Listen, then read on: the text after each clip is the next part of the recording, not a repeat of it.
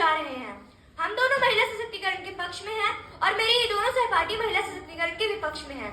तो जैसा कि मैंने बताया, हम दोनों महिला सशक्तिकरण के पक्ष में हैं, तो सबसे पहले जानेंगे महिला सशक्तिकरण का अर्थ क्या होता है। महिला सशक्तिकरण का अर्थ है महिलाओं को उनके जीवन पर नियंत्रण रखने, निर्णय लेने और चुनाव करने में सक्षम बनाना।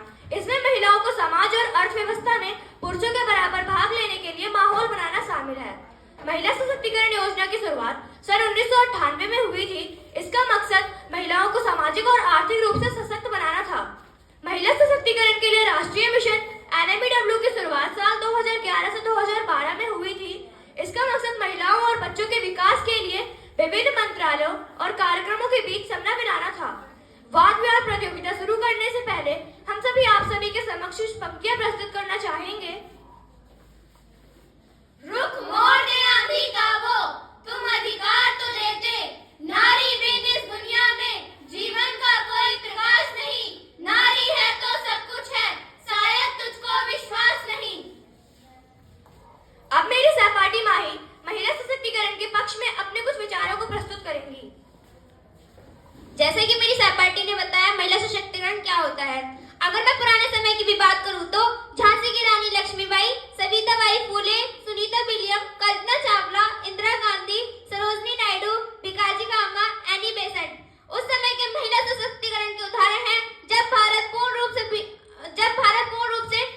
पुरुष प्रधान देश हुआ करता था, लेकिन इसके बावजूद हमारे देश की और अन्य महिलाओं की परिस्थिति खराब थी। सन 1998 के बाद महिलाओं को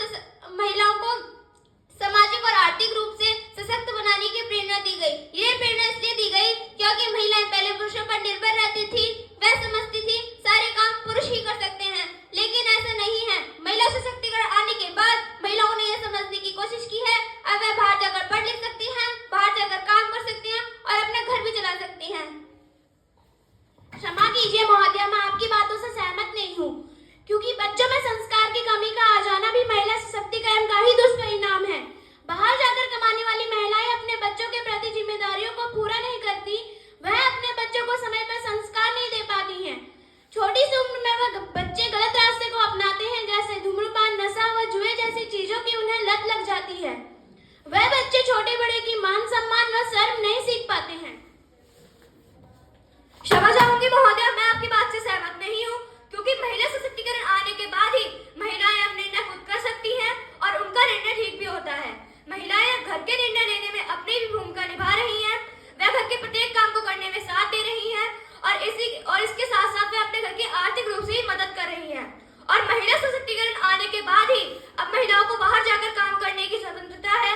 वह बाहर जाकर काम करेंगी तो उनके घर की आर्थिक स्थिति मजबूत होगी और इसी के साथ साथ महिलाएं बस घर ही नहीं, देश के आर्थिक विकास में भी बढ़ चढ़कर हिस्सा ले रही हैं और देश को आर्थिक रूप से मजबूत बना रही हैं।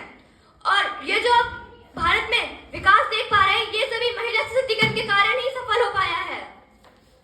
जी नहीं, ऐसा नहीं है। महिलाएं देश को आर्थिक रूप से मजबूत तो बना रही हैं, परंतु वह अपने घर के पुरुषों को कुछ नहीं समझती हैं, क्योंकि अब वह सशक्त हो गई है। उन्हें लगता है कि वह अपने सभी कार्यों को करने में सफल है। अब घरों में पुरुषों की बेइज्जती व उनका अपमान मामूली सी बात हो गई है, क्योंकि अब वह आर्थिक रूप से मजबूत हो गई है। उन्हें लगता है कि वह अपने सभी कार्यों को स्वयं कर लेंगी। वह अपने पैसों का रौब अपने पति और परिवार पर जताती हैं, जिससे परिवार में तनाव जैसी चीजें उत्पन्न होती हैं और दिन प्रतिदिन इन सभी कारणों की वजह से तलाक के मामले भी बढ़ते जा रहे हैं। क्षमा चाहूंगी महोदया, मैं आपकी बात से सहमत नहीं हूँ, क्योंकि महिला सशक्तिकरण आने के बाद ही महिलाओं ने अत्याचारों के विरुद्ध आवाजें उठाना शुरू किया है। पहले भी अत्याचारों के विरुद्ध आवाजें नहीं उठाती थी, अत्याचारों को सहती रहती थी, जिससे उनका हनन किया जाता था। और जो आपने बात बोली है कि तलाक के मामले बढ़ते जा रहे हैं, तो इसके लिए मैं आपको बताना चाहूंगी कि पहले तलाक के मामले ज्यादा इसलिए नहीं थे क्योंकि महिलाओं को डर लगता था। उन्हें डर था कि अगर उनका तलाक हो जाएगा तो वे कहाँ जाएंगी। लेकिन महिला सशक्तिकरण के बाद अब ऐसा नहीं है। अब महिलाएं समझती हैं कि वे बाहर जाकर काम कर सकती हैं और अपने पैरों पर खड़ी हो सकती हैं। क्षमा चाहूंगी महोदय, मैं आपकी बात से सहमत नहीं हूँ। कुछ महिलाओं को दी गई छूट का गलत इस्तेमाल करते हुए समाज में अव्यवस्था, धार्मिक और सांस्कृतिक कार्य में व्यवधान उत्पन्न करते हुए कुछ महिलाएं अपने नैतिक मूल्य को भुलाकर समाज को गलत दिशा की ओर प्रेरित कर रही हैं। क्षमा चाहूंगी महोदया, मैं आपकी बात